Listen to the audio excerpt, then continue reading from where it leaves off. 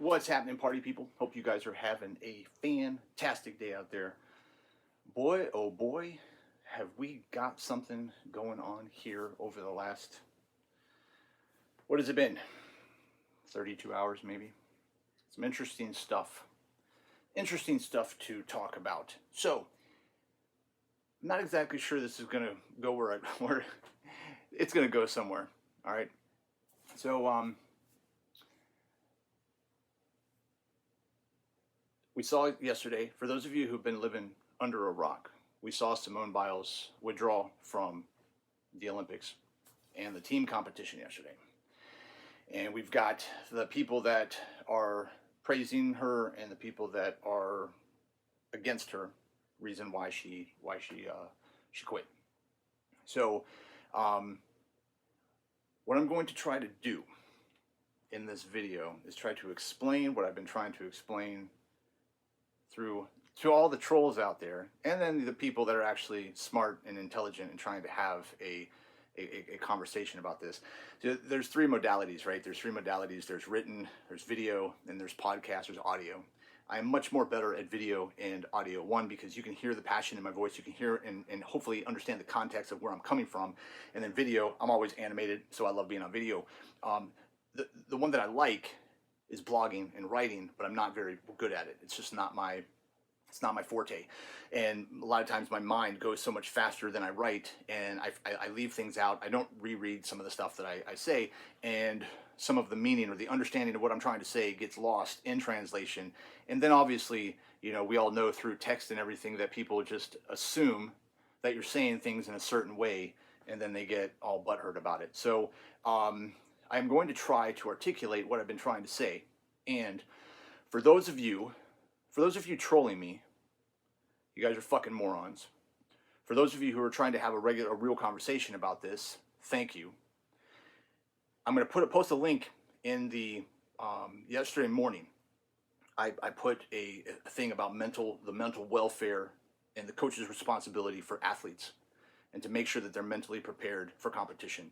And I put that. I'm going to put a link into that just so that you can read that. Again, one of my friends. And I say that loosely because she's more of an acquaintance. I haven't seen her for a really long time, but one of my friends, Lynette Love, she's a gold medalist in the 88 games. She reposted it, and she had said, I don't agree with every aspect of what he's trying to say, but I agree with the message.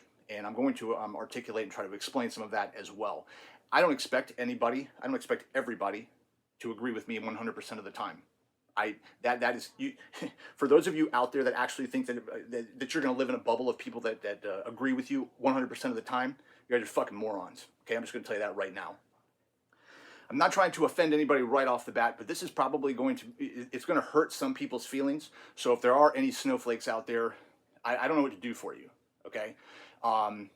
But if you're going to come with this in an open mind, I'm not going to name call you other than Snowflake, but I'm not going to name call. I'm not going to talk bad, because here's the thing, is you have your opinion and I have my opinion. Your opinion is no greater in value than mine, and mine is no greater in value of yours. We actually have opinions. We can have opinions that are different and separate of each other and still be friends at the end of the day. This absolute thing where you have to believe in every single thing that I believe, and I have to believe in every single thing that you have to believe, that is stupid. And if you believe that, I don't even know how we become friends on Facebook, because you're certainly not one of my inner circle friends. You're certainly not one of my outer circle friends. You just happen to accidentally slide in under the radar. So, where was I? Okay. So my post yesterday, my post about mental preparation is, let me take a step back from that. Okay. I was watching a video, and I posted the video below, of another friend of mine, Roddy Ferguson, who was in the 2004 Olympics for judo. He came on and articulated perfectly the different roles between a parent's perspective, a coach's perspective, and an athlete's perspective on this situation. And he did a really great job. The video is somewhere in my feed below. Roddy Ferguson, he's a great guy. I met him back a while ago. I haven't seen him for a long time.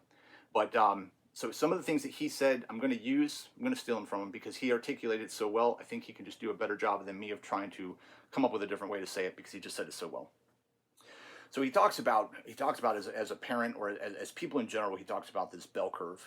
Okay, and he created a bell curve, and on the left side of the bell curve is people that have special needs. Okay, they need help with things. All right, in the middle is all the regular average people that live great lives. They do great things, and then on the right side is the super elite athletes, performers, the people that just go above and beyond. Now, one of the things that somebody said to me yesterday was that, and I read in some posts that we hold athletes to a higher standard than we hold ourselves, and that is not true. That's not what I do. I hold them to a different standard, and I'm going to explain this in a minute. Athletes and the performers on the right side of that bell curve are held to a different standard than the people in the middle, and then the people on the left are held to a different standard. It's not, and here's the thing. Here's the thing. What's the thing, Nathan?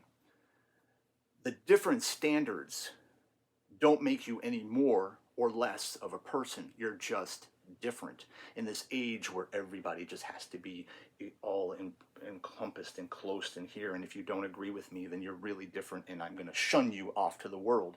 That's not good behavior. It's not adulting. Some of you guys like to say adulting. What the fuck that is? You're either an adult or you're not. You're either mature or you're not.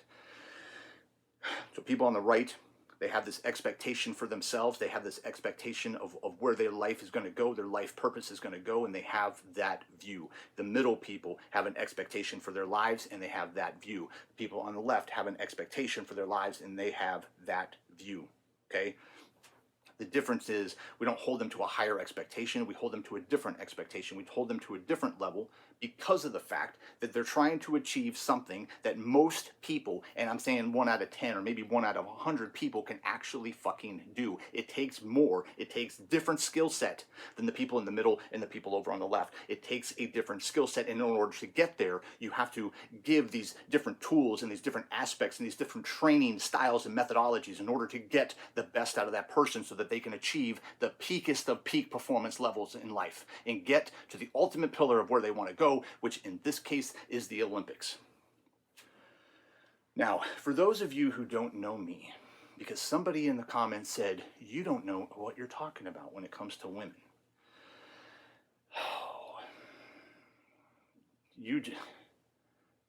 That is probably one of the most ignorant things you could have said.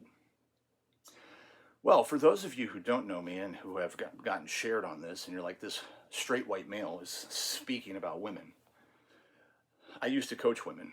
I have 22 national champions that I've coached, and that doesn't talk about the silver or bronze that we brought home. I owned a women's gym for 14 years. I know what mental issues for women are like because those were my clients. Those were the people. Those were my people. They were family to me. So for you to tell me I don't know is one of the most asinine things you could possibly say because you don't know me. Now, 22 national champions over a 14-year span. And we're not talking about the state championships, the international competitions. We're talking about the actual national championships. I took women that had no athletic experience whatsoever, and in a short time created national champions. I took women that had mental issues, that had very low self-esteem, low self-confidence. We turned them into national champions. We were able to do things, and I say we as me and my staff and the other athletes, because we all trained together. We were able to do things together and build each other up and become better and get to as close to that right side of the bell curve as possible. Because in combat sports, just like gymnastics, but in combat sports, it's dangerous. You can die doing it. I mean, I don't know. I'm not knocking the mental toughness and the pressure of table tennis. I'm not knocking another sport. But when it comes to combat sports or when it comes to gymnastics, you have to be dialed in mentally. Otherwise, you can die. So for somebody to tell me that I don't know what I'm talking about or I've never experienced the struggles at elite level competition, you just don't know who I am. And that was such an older part of my life that you have jumped into my life now, and you don't know, you don't know me. Now, um, the main thing with my athletes is that every time we trained, I told them when we would initially train, I would tell them, I would say, listen, I own a women's gym, predominantly women's gym. Um, if you want to do kickboxing, that's great. That's where most people hang out. But if you want to join the Taekwondo team, there's going to be more that's expected of you. We would talk to the husband if they had one or a boyfriend and say, hey, this is going to be, you got to be on board at some level because it's going to require a lot of time. You're going to be in the gym a lot, and it's going to be, training is going to be brutal. It's going to hurt. It's going to suck. And you don't have to go through it. You can say, hey, you know what? I don't want to do it. And just go back to the middle part of the bell curve. But if you really want to do this, if you want to win a state championship, especially on my team, because we were about winning, okay? We wanted to win. The whole point of becoming a team member at Team Trinity was the fact that we were looking for winners. We were looking for people that had, women specifically, that had a specific skill set that we could hone and make better, that wanted to do more, wanted to get more, and move them towards state championships, regional tournaments, and nationals. And nationals is always the goal. And winning was always the goal. Because every time one of my girls stepped in the ring, she had the shot to win. Did we win all the time? No. But when you come out of the ring and you say, I've done everything that I can on this day, just wasn't my day, I can't say nothing to you. I didn't win all my fights. Some of my fights were ugly. You can't win all the time. But you put out and you don't quit. So the mental, as a coach, and Roddy said this too, and this is very true because I would tell my girls this all the time. As a coach, if you lose, I want you to lose because you were just not good enough on that day, which is hard. It's a hard pill to swallow because when you train hard for 6 months, 8 months, a year and a half, you put everything, your blood, sweat, and tears into it, hours in the gym, lots of sweat if you guys are at Trinity. It sucks. It sucks to come up short and get second. It sucks to not podium at all. But it happens. And I would tell them, I would say, listen, my priority, no matter what, I'm going to explain to you our training protocol. I'm going to explain to you what we're going to do and why we're going to do what we're going to do. You may not understand it all, and you don't need to understand it all as an athlete. If you buy into my coaching program, then all you need to do is just execute the plan, and we can make it happen. But the number one thing that I never, ever stopped, the number one thing that was never, ever a question was my girls' welfare. They all became better mentally. But was it always good? No. There were bad days. There were really bad days. There were times when people cried. It was really, really tough. But the welfare of my athletes was always number one. And I always, always, always made sure that it didn't necessarily need to feel good, because sometimes training is going to really fucking suck.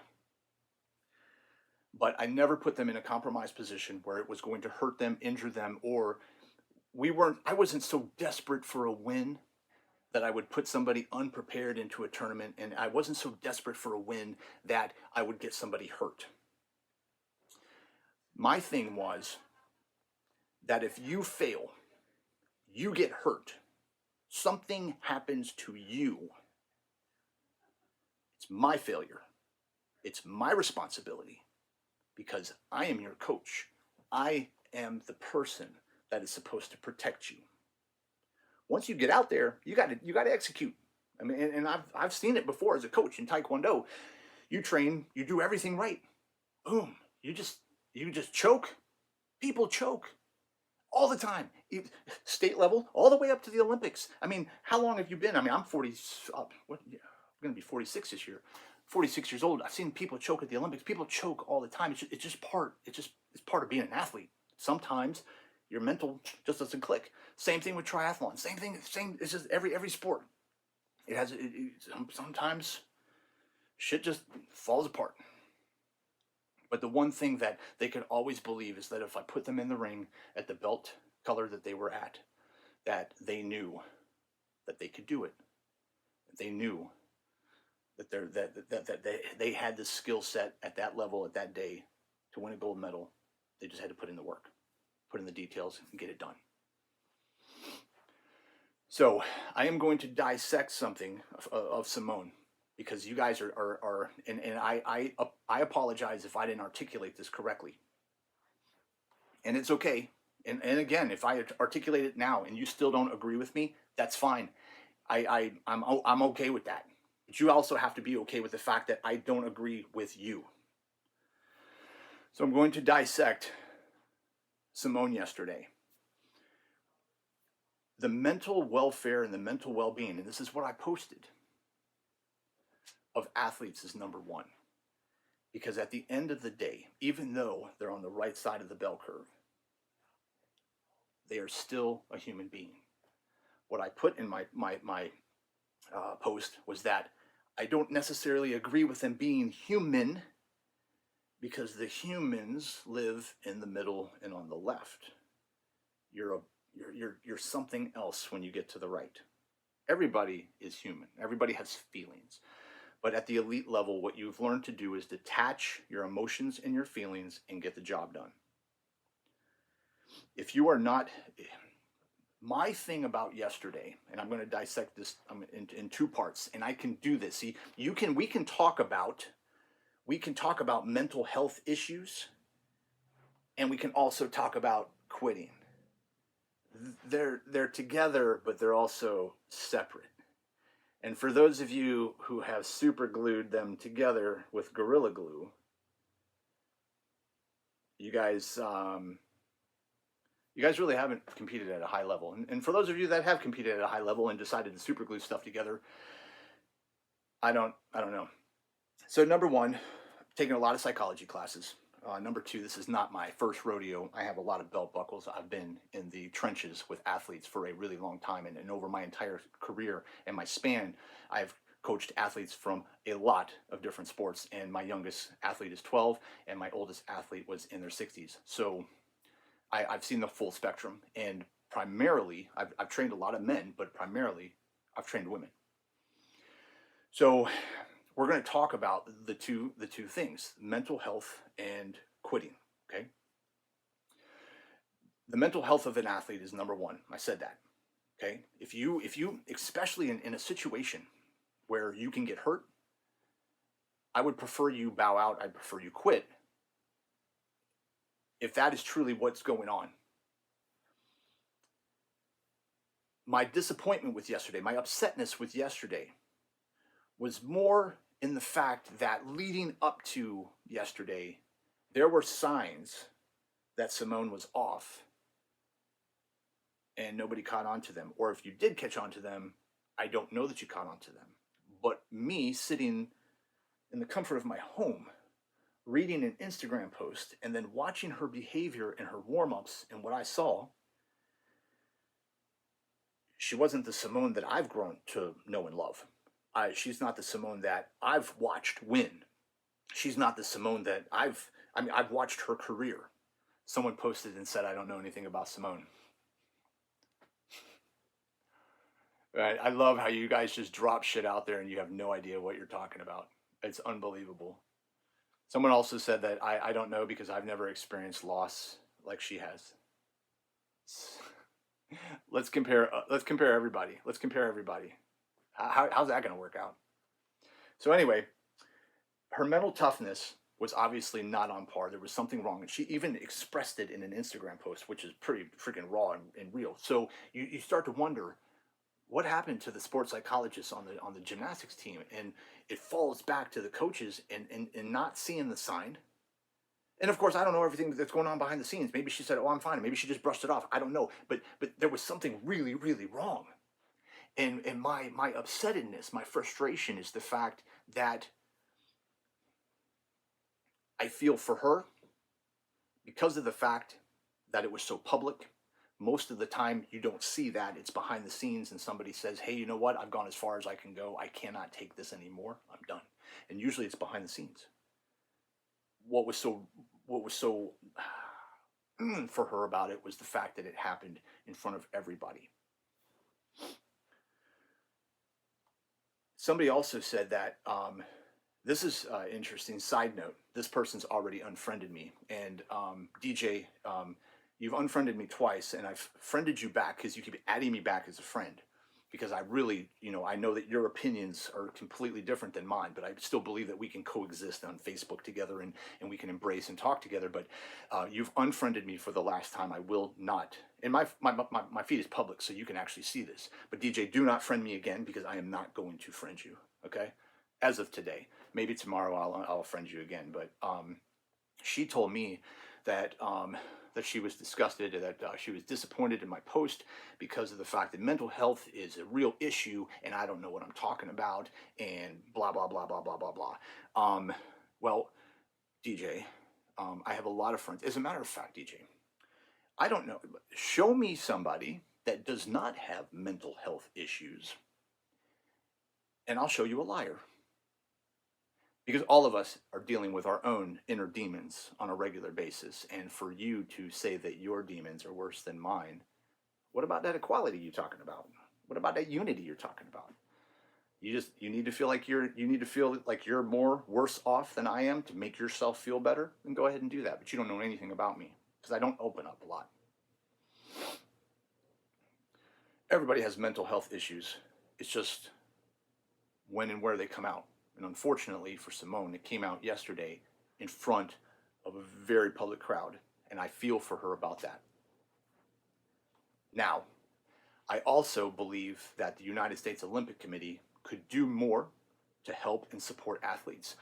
Why? And it's still, even though we have some of the best sports psychologists in the world, we do not. It's even in the military. And military is different because it's really about survival, and it's about whether or not, if things go wrong, people die. But we really need to talk about psychology and the mentalness of our athletes. Even though we have some of the best support psychologists in the world, we still don't. We just push through on the physical and the physical and the physical, and which is great, but it's the mental. Because even in my post, I said that the physical part, once you get to the Olympics, once you get to a certain level, the physical part is there. It's not different anymore. The difference between the winners and the losers, the difference between the people that become Olympic champion and not, is usually because of the fact that somebody is able to take that mental toughness and dial it in that moment better than everybody else. The techniques are the same. The skill sets are the same. Everybody's pretty much on the same level. It's just who's going to bring the mental toughness in the mental game. The mental game is what takes the good and the great and makes them excel and be greater and become Olympians, become GOATs. So I feel that the team let her down. My opinion. I feel that the team let her down. I feel that the coaching staff let her down. I feel like this is a new style of coaching that's going on in USA Gymnastics. And for those of you who think that I don't know anything about gymnastics, growing up when I was 15, 16, 17 years old, one of my best friends was on the Levels 10 Elite, and I got to meet Shannon Miller, and I got to meet a lot of the girls on Team USA because of the fact that my friend competed against them at a tournament and said, hey, you want to go? Sure, I'll go watch gymnastics. And she explained to me what a level 10 elite is. And she always had injuries, always had hurt, always had pain. We both did. I'm in a combat sport. She's in gymnastics. She'd fall on her head. I'd hit my face. She'd have bruised ribs. I'd have bruised ribs. It got to the point where sometimes we would just kind of go back and see who had the most injuries. As kids, that's just what we did. So I know a little bit. I'm not a guru, but I know a little bit. So when you are at that level, it's got to be dialed in. It has to be. You have to be focused. Now, another thing that I didn't really take into perspective, and this is something that I was like, oh, after Roddy said it, I was like, yeah, I didn't really take this into perspective. This is the first time at the Olympics where there weren't any fans, and even your real support system, your parents or your I mean, not everybody brings their parents, not everybody brings their family, but what you're comfortable with, you were, excuse me, completely out of the norm. Now, that doesn't mean that, oh well, I'm just going to throw my hands up and throw caution to the wind and be like whatever. If you have, and this is what I trained with my athletes, if you have things in place and protocols in place when things don't end up and go the way that you want them to go, you have tools and techniques that you can use mentally to get yourself refocused, reanalyzed, and back in the game. I'm not saying that Simone couldn't do that. I'm not saying that she went through, maybe she went through all of her techniques and she still wasn't mentally prepared. Again, falls back on the coaching staff. So that's my take on that. So for those of you who have already unfriended me, for those of you who are trolling me, I would prefer you troll me than somebody else because I can take it. I was bullied in school. That post is down there too. And I just don't give a shit. You're fucking bullies is what you are. You're grown ass bullies. And you wonder why kids bully is because they learn from you guys. And you want to come bully me. My whole thing, the whole reason I started my gym was because of the fact that I wanted to help make people better. I wanted to, through fitness, empower women. Through our self-defense program, encourage, empower women. Trinity Fitness was all about the empowerment of women. So, as an athlete, so another point that was made, so you're out of your element. Another point that was made was that this generation of athletes trains different than we used to. A lot of us come from combat sports, and I notice a lot of people are, the verbiage that we use and the toughness that we use it's really, to look at today's athletes, the older generation looks at them as softer, and not all of them, but some of them. We get timeout cards and rest and recovery cards and mental health day cards and all this stuff, and you have to grit and bear it. You have to take it. If you quit every time something gets hard, if you quit, then you're never going to. The first time you quit, and now I'm moving into the second part, which is quitting. The first time you quit, it's a pretty big deal. Or if you come up short and you just decide to walk away and not finish what you started, it's a pretty big deal. The second time you do it, it's a pretty big deal, but it's not as bad. And then the third time, fourth time, fifth time, you've just basically become a quitter. Yesterday, Simone's decision to quit was completely Simone's. I didn't question that. The problem, and like I said, we're not talking about mental health anymore. And yes, you can separate them. And if you can't, come back to me when you actually grow up a little bit. When you sign up for something, you know what you're getting into. And when you get to this level of athleticism, when you get to this level of business, when you get to this level when you are on the red side, when you're on the right side of the bell curve, you know what you're getting into. So when you quit halfway through something and you have a team and you quit on them, they may love you, they may hate you. But when you're committed to something and you sign a commitment, you sign a contract, you sign something that says, I'm committed to doing this and following through, when you quit on people are going to say stuff. Now, there are people out there that are going to disagree with me, and I'm completely fine with that. If you think that quitting is not a big deal, then you know what? You're a quitter, you're soft, and that's okay. I'm okay. There's a place in the world for soft quitting people. Not everybody can be a winner because you just choose not to. It gets hard, and you quit. That's fine. There are other of us out there that look at quitting and are like, wow, I can't quit. There have been triathlons where I've been in so much pain that I was basically to almost a walking, run, crawl, but I finished. One of my clients finished an ultra marathon, and in hour 5 felt like shit. Did he want to quit? Yes, but did he? No, because he pushed through. There are certain times that what my take on what happened is that Simone quitting is her decision, and if she has nothing more to prove to herself, not any of us, if she has nothing more to prove to herself, then she can be done. She has done what she wanted to do, and I'm done.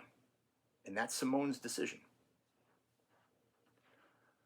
What I don't want to see happen, and what I've seen in our society in the last 5 to 10 years, probably more than 5 years, it's been 10, 12 years, is that you are going to look at Simone and be like, oh, well, if Simone can quit and I can quit, and you're not even close to Simone's level. That's the problem I have. I'm about when you swear to an oath, and when you swear to something and you commit to something. My dad always said, it's all or none. There's no half-ass. And the level of fatherhood today is not at the level of fatherhood that my dad and my grandfather grew up with, because a lot of people are soft. The discipline, the follow through, the holding you accountable is not there. So my problem with the quitting, the blatant disrespect for Team USA and the gymnastics, was the fact that she chose to do what she did because she's Simone, and she makes the choice for Simone. But sometimes our choices have consequences that also affect other people, and that was where my problem was.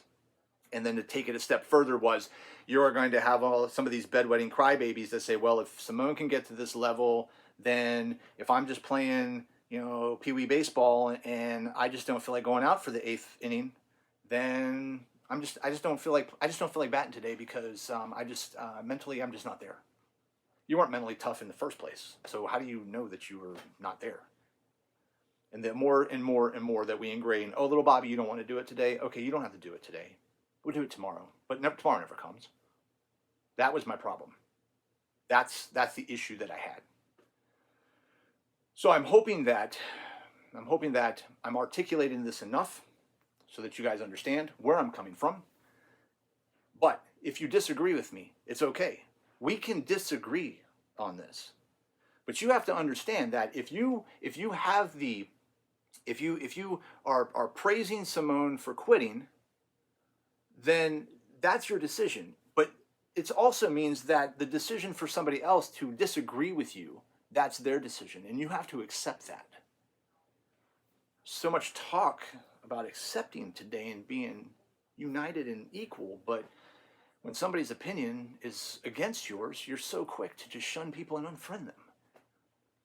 If you're going to unfriend me, at least call me so we can have a conversation, so we can go one-on-one together, rather than thinking that because what's really stupid is some people are unfriending me that I've known for a long time.